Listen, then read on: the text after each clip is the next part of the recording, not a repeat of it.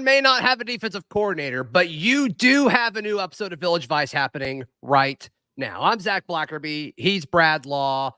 We'll talk about Trevon Reed's departure. Auburn will miss him dearly. We'll talk about hoops. Is it really all over, like Auburn fans are asking? But Brad Law, I saw this list. Okay. And I've talked about it a little bit already.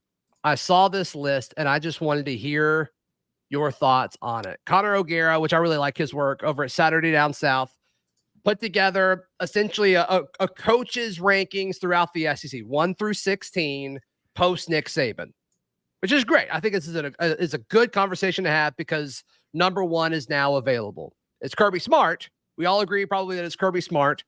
Brian Kelly is 2. I'm fine with that. Hugh Freeze came in at 8. I'll get your thoughts on that in a second.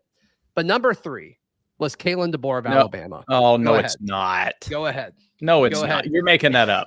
I swear he's got Kalen Deboer at number 3. He says, for each entry, he's got one thing I like and one thing I don't like for all 16 entries. And so this is what he said for Kalen Deboer, who is the 3rd best coach in the SEC. Who knew? Yeah. One thing I like. Who did know? In 4 seasons as a head coach, he's 12-2 versus AP top 25 competition. That's 2 more wins than ranked foes than Lane Kiffin, who has 10, has had as a head coach for 12 seasons. One thing I don't like, he only has 3 years of experience at the Power 5 level, one of which was an assistant at a P5 bottom feeder, Indiana. I can say that as an Indiana grad. So that's what he said about Kalen Deboer. It's the 3rd best coach in the SEC. I'm going to let you take away now. Now that the shock has worn off, go ahead. Give me your thoughts. It's not that shocking. And let me tell you why it's not that shocking. Here we go. Let's go. I learned something about media over the course of the last month. All right. And it's different from what I used to think. Okay. I used to think that all these people in the media that herald everything Alabama does as a home run. I used to think that maybe Alabama as an athletic department does such a good job with their machine of creating this branding that people want to get behind. I mean, I thought that for 20 years, Zach. Okay. Because why else would all of these national people just line up to trying to edit? I used to call it. I used to say "kiss the ring" when they talked about Nick Saban. Well, it's kissing something. All right, it's kissing something. I used to. This show's brought to you by Manscaped, by the way. We'll get to that. But I discovered in the last few weeks since Nick Saban retired, I don't think that's what it is. I think these people just so need the approval of the Alabama fan base, which will celebrate anything Crimson, anything with an A on it. They'll celebrate it regardless of whether there's any merit to celebrate it or not. You tell them to celebrate, man, they'll celebrate. They'll go crazy over it. And I think these national people so need that adulation, and they so need that affirmation that they'll go, oh, yeah, I believe this guy's awesome. He may be in time. All those wins Kalen Deboer has racked up against top 25 teams were against top 25 Pac-12 teams. All the wins Lane Kiffin has racked up against top 25 teams. Most of those. And Texas. Yeah. And Texas. The top 25 teams that you face in the SEC year after year they're objectively different. Even people watching in Oregon and Washington would say, yeah, they're objectively different than the top 25 games you play in the Pac-12 or used to play in the Pac-12.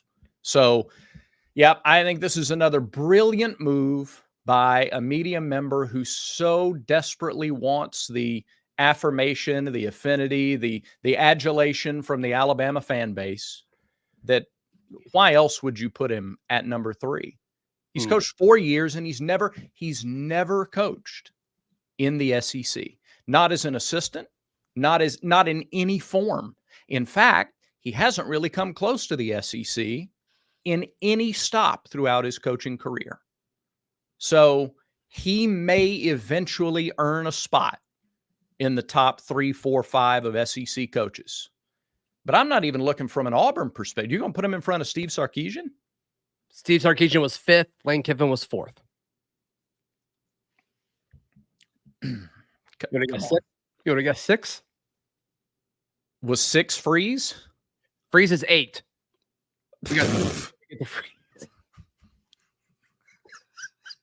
You ready? You ready for 6? Sure. I'm fine with 7 being ahead of Freeze. 6 is a little interesting. Mark Stoops at Kentucky. All right, this is funny. Nate Bargatze wrote this list, didn't he? No, he did Bargatze, however you say it. I like O'Gara. I think O'Gara does a good job. I disagree with him big time on this one. 7 is Josh Heupel. Granted, I want to see what he can do consistently without Hendon Hooker, but yeah, I like Josh Heupel. I don't know if I like him better than Freeze, but I do like Josh Heupel. So I'm okay with that one. How many SEC wins does Freeze have versus how many wins does Heupel have? I don't have that in front of me. Right. No, I'm asking rhetorically. How many wins does Stoops have? What basis would I like Mark Stoops? I like Mark Stoops a lot. I think he's perfect at Kentucky's football. Right. Program. But it's always added the caveat. Well, what he's done at Kentucky is, but it's like, yeah, okay. Like he's got a longer leash than any other coaching job like in America. Right. But all right. I just cheated and looked up the list. I won't spoil it though. There's some stuff that I really no. Pete Holmes put this list together. He had to have. That's not in the byline. Not in the byline. All right. Okay. So Hugh Freeze is at 8. One thing I will say about Freeze, and I don't think Freeze at 8 is an awful take. I really don't. But then you look at like I'd rather have Freeze than Stoops for sure. Mm-hmm. But that's one spot up. I'm also surprised to have Eli Drinkwitz at 9 because I think Eli Drinkwitz is like really leaning over his skis a little bit at Missouri. I think he's done a great job, so I'm a little surprised by that too. But one thing, so like I said, he's got one thing I like and one thing I don't like under each coach. This is what he said. Well, here's what he said that he likes about Freeze. Has taken 4 different FBS programs to a bowl game and has improved each program's win total in year 1. Okay, that's fine. That's fine. Because he doesn't really do a whole lot of like addressing recruiting in this. Right. So like that's consistent. So that's why he didn't bring that up, which is fine. As long as you're consistent, I'm fine with it. Yeah. Here's where he's not consistent. One thing I don't like for Hugh Freeze. As much as Freeze gets credit for beating Nick Saban in consecutive years in 14 and 15, his record versus top 25 opponents, which is a common metric in these rankings, which is fine. I think it's good. There's a lot of ways to rank a coach. Top 25 opponents record is solid. Versus top 25 AP opponents after 2015. So let's just ignore the Ole Miss stuff. Let's just ignore when he was actually in the conference. Yeah, that's it's 3 and 13. So we're talking about 3 and 13 during his time at Liberty, and then the worst roster he'll ever have at Auburn. Like that's what we're judging him on right now. I think that's tricky. And he says those 3 wins came against year 1 Kirby Smart at Georgia, a 2016 A&M team that finished 8-5, and a 2020 Coastal Carolina team. Yeah, so forget year 3 and year 4. It's not like the dude got lucky with Ole Miss against Alabama those 2 years back-to-back in 14 and 15. That was year 3 and year 4. The years in which you now have the foundation under your program, you have your guys in, and you kind of have the culture set the way that you want it, and things. You're not on autopilot by any means, but you're pretty comfortable where you are. Let's don't count those. Nah. Where would he be if we counted those? If you counted those wins, where would he be instead of 8th? Yeah, I'm not sure. Why don't we use selective criteria for all of these metrics? I mean, that's kind of the point of articles like this is we just use selective criteria to justify where we want to put guys. Oh, anyway. I eat stuff like this for breakfast. I love it. Sure. I love it. I crave this type of content. And people are like, oh, they hate it. It's like, well, you click on it, you read every bit of it, and we talk about it. So 9 Eli Drinkwitz, 10 Mike Elko, the new Texas A&M coach, which notice where the new coaches are outside of Alabama. Mike Elko is at 10. Brent Venables 11 with Oklahoma. Shane Beamer at 12 with South Carolina. Boy, did he fall, because a year ago they were loving him. Sam Pittman at 13. Billy Napier at Florida at 14, which is wild. Clark Lee of Vandy at 15. And then Jeff Lebby, the other new hire into the conference, is 16. I don't mind those bottom 3 being where they are. I don't think that's absurd. I'm fine with most of the list, actually. Yeah. It's 3 through It's 3 through 8 that I've now 3 through 9 because I think Drinkwitz has actually done pretty decent. So I would say 3 through 9 is what I have a problem with. So Elko versus Venables, and he's got Elko ahead of Venables. Yeah, that's a take. I mean, I get it's one spot, so it's not a huge deal, but yeah, I guess the argument is it's tougher to do what Mike Elko did at Duke than it is what Brent Venables has done so far at Oklahoma, I guess is the argument, which okay. I don't hate that. Yeah, but again, if we're ranking SEC coaches, yeah, you almost have to take all of the new guys and give them an incomplete. Like you have to deduct a fraction of your score because they haven't done it before. And I mean, I guess Venables hasn't done it either because they're just coming into the league this year, but he beat Texas last year. Yeah, right. So we'll see on that. I don't hate the list. I do think the reasoning for some of these is inconsistent. Yeah. Who would you put at 3? So you're saying no to Deboer, but who would you put at 3? I'm putting Sark and then Kiffin, I think is the order I would go. I think I would too. I might put Sark at 2 and then Kelly at 3. Oh, wow. Okay. Just because Sark has made the playoff? Yeah. And I mean, at least he's aware of the SEC, right? Mm-hmm. Like he's been here. So I get that. And I like him offensively more than Brian Kelly, just from an offensive perspective. And I think that, I don't know, I'd have to look at recruiting, and I know this list didn't take that into consideration. That's kind of splitting hairs, though. Brian Kelly, I think, has earned his positive reputation for what he did at Notre Dame and the 100%. First couple of years at LSU. Yeah, and they haven't dropped off on the recruiting front either. I think Brian Kelly's done a good job. Can he do it without a Heisman winner? I think that's a question. Right. That's a question, right? That's not a crazy thing to ask. I agree. Yeah, I wanted your thoughts on Deboer at 3. So. Yeah, that's this guy who wrote the list wanted a little pop from the Alabama fans. There we go. And he'll get it, I'm sure. There we go. All right, Trevon Reed is gone. What does that mean? We discuss in just a moment. This is Village Vice. Today's show brought to you by our friends at mybookie.ag.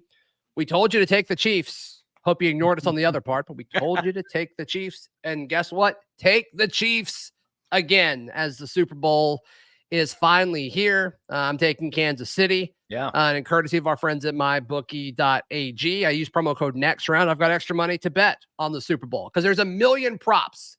We'll do a segment on Super Bowl props. That maybe the entire 6-pack next week. Who knows? Yeah. But head over to our friends at mybookie.ag. You'll love how easy it is to get around their website, especially on their mobile version, right from your phone. It's fantastic. And be sure to use promo code next round to get extra money to wager with. I like Championship Sunday more than Super Bowls. Well, not more than. It's different. It's just different. You get 6.5 hours of football, and the result, I feel like, don't come at me with pitchforks. I think the games are more tense because the results of the game matter more than the result of the Super Bowl. If you lose the Super Bowl, I didn't get the ring, and I understand that, but I got there. I was in a Super Bowl. If I lose a conference championship game, man, I get squat. I get nothing. Nothing whatsoever. It feels more tense. I think there's like two sides to the coin because I'm with you. You get 2 great football games. With the Super Bowl, like you may just get 1. Mm-hmm.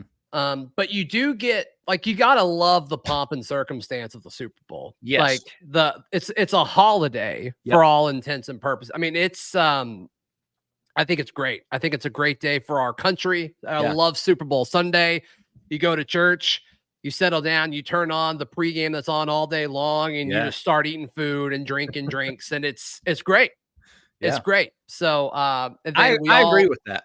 Then we all have the discussion every Monday where it's like, okay, why do we have to work today? So that's one of my favorite annual traditions. Is complaining about working the day after the Super Bowl. That's right. We'll have a show for you, but maybe a little later than normal, but for sure. Sure. Yeah. The Super Bowl is about the event, though. It's the event Conference Championship Sunday, I think, are more about the games I themselves. agree with that. 100%. 100%. Yeah. And there's more storylines because there's twice as many teams. That's right. Also, not super great that we got this Super Bowl a few years ago. Like, I don't think that's great for the sport, but still, we get plenty of Taylor Swift for the next 2 weeks. So I guess that's cool. Fine by me. I'm not one of those people who can't stand that story. Good for them. Good I think for it's them. cool. Yeah. It's cool. I agree. It's cool. So, all right, Trevon Reed announcing via socials, or maybe Gus Malzahn announced it. Regardless, he is joining UCF to be their cornerbacks coach, following Gus Malzahn down there. And I think this is great for Trevon. Let's take football out of it for 2 seconds and talk about the human. Love Trevon Reed. He treats everyone that he's ever met with so much respect, kindness, and humility. Love that guy, even with the recent success that he's found and the recent love that he's picked up again from the Auburn fan base. He's still just a humble, put his head down and work kind of guy. So one, I'm happy for him. Yeah. Two, Brad, would not be shocked if he's back at Auburn in a few years. Yeah, I think that's absolutely possible.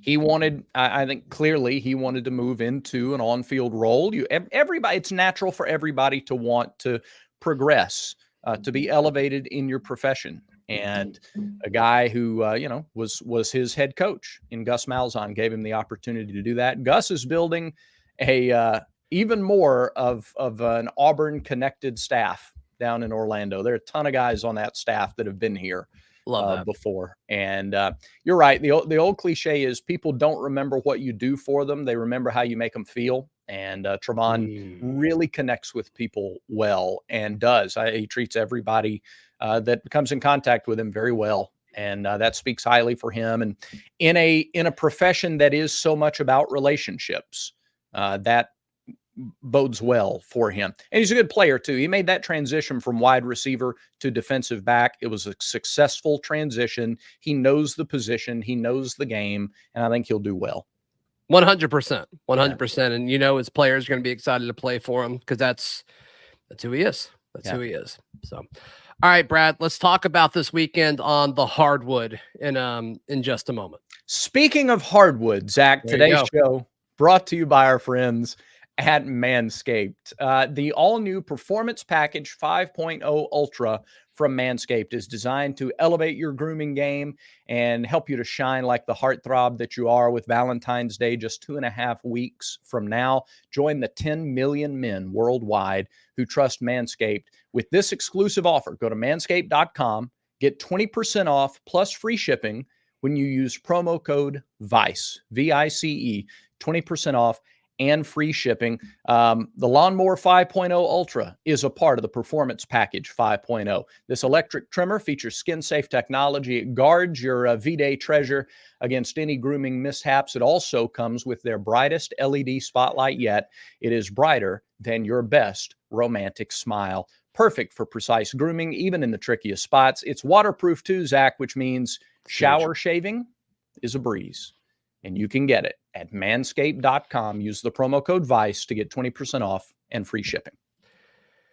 That LED light is just huge. I can't stress that enough. Yeah. Game changer. Can't stress that. In the water too? Are you kidding me? Shower shaving is the way to go. Look, do we need to get into the hassle of trying to take care of that and angles and you got to, if you're talking about having to hunch over, better to do that. Just prop that leg on the side. You know what I'm saying? I do, as a matter of fact. Manscaped.com, use promo code VICE. All right, so Auburn basketball, they dropped 2 in a row, both on the road, Brad, and I guess the season's over. Yep. It was a good run. It really was. It was a fun ride in December and most of January, and now I guess we can focus on baseball. Yeah. So that was cool. Do you think just the overreaction to losses is we're such a football minded fan base? Do you think it's that? Do you think it's just there's so much passion and we just want to win so bad and it trickles down into that? Why do you think this is the reaction every time Auburn loses? I think it's more the former than the latter. I think there is a little bit of that. I mean, you want to win every single time. Sure. And as fans, we kind of think that we have the attitude of the athlete, like I want to win. if they wanted to win as much as I wanted to win, then they would have played better or done this differently, and we would have won. And we also kind of tend to we embrace negativity more than we embrace positivity. Like the anguish or the agony of defeat is there, whereas the joy in winning, it's more like a relief to win than a joy to win. Sure. So I think all that plays a part of it. I think we do have to be reminded that you're not going 18-0 in conference play. You're not going 17-1 in conference play. And very likely you're not going 16-2. The champion of this conference very likely won't have a 16-2 record. No, they're usually 15-3 or 14-4. Like if you go 14-4, that is an incredible season for you. No question. And in basketball, more so than some other sports, baseball, you get a little bit too. In fact, it's probably more this way in baseball, but you have an eye on your conference championship, which is absolutely your goal at the beginning of the season, because you know that a conference championship puts you in even better position down the road. But you also understand it's not solely about the conference championship. Let me be clear. Conference championship is still goal number one, still well within reach. There's nothing that's happened in the last week that takes that off the table for this team. Not even a little bit. In terms of goals and how realistic it is to reach those. You're going to play Mississippi State at home. You're going to play Alabama at home. You have a chance to kind of neutralize those losses. But secondarily, you look at your conference championship and then you go, all right, if I finish 12-6 even in the league, that's going to give me a great seed for the NCAA tournament.